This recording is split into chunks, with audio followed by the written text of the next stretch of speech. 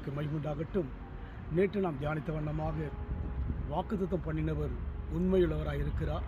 இந்த வேளையிலும் கூட நாம் தியானிக்கும்படியாக அப்போஸ்தலனாகிய பவுல் ரோமருக்கு எழுதிய நிருபம் 4ஆம் அதிகாரம் 21ஆம் வசனம்,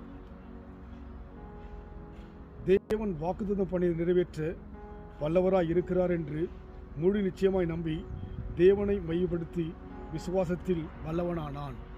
தேவன் வாக்குத்தத்தம் பண்ணினவர் சாதாரணமானவர் அல்ல, அவர் சர்வ வல்லவர், அவர் வல்லமையுள்ளவராய் இருக்கிறார். இந்த உலகத்தில் எல்லாவற்றுக்கும் மேலான தேவனை ஆராதிக்கின்றபடியினாலே அன்றைக்கு இஸ்ரவேல் ஜனங்களை தேவன் வாக்குத்தத்தம் செய்து எகிப்திலிருந்து ஆண்டவர் கொண்டு வருகின்ற போது அவளுக்கு விரோதமாக செங்கடல் எழும்புகிறது, பார்வோன் சேனை அவளை மேற்கொள்ள கடந்து வருகிறது. ஆனால் அங்கே தேவனுடைய வல்லமையை இஸ்ரவேல் ஜனங்கள் அந்த கடல் வழியாய் கண்டார்கள். இயேசு கிறிஸ்து வாழ்ந்த நாட்களில் கூட நாம் பார்க்கும்போது சீஷரோடு கூட படகில் போகும்போது படகு மூழ்கும்படியான ஒரு சம்பவம் நடக்கின்றது.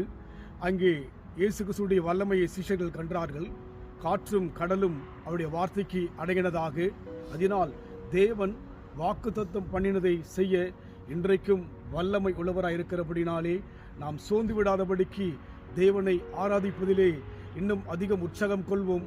அழைத்த தேவன் உண்மையுள்ளவர் மாத்திரமல்ல, வல்லமையுள்ளவராய் இருக்கிறபடினாலே சர்வ வல்ல தேவனை நாம் ஆராதிக்கிறபடினால் நிச்சயமாகவே நம் வாழ்க்கையிலே தேவன் ஜெயத்தை கொடுக்க இன்றைக்கும் ஜீவனுள்ளவராய் இருக்கிறார். சர்வ வல்லவர் என் சொந்தமானார், சாவை வென்றவர் என் ஜீவனானார். சர்வ வல்லவர் என் எஜமானன், சாவை வென்றவர் என் மணவாளன்.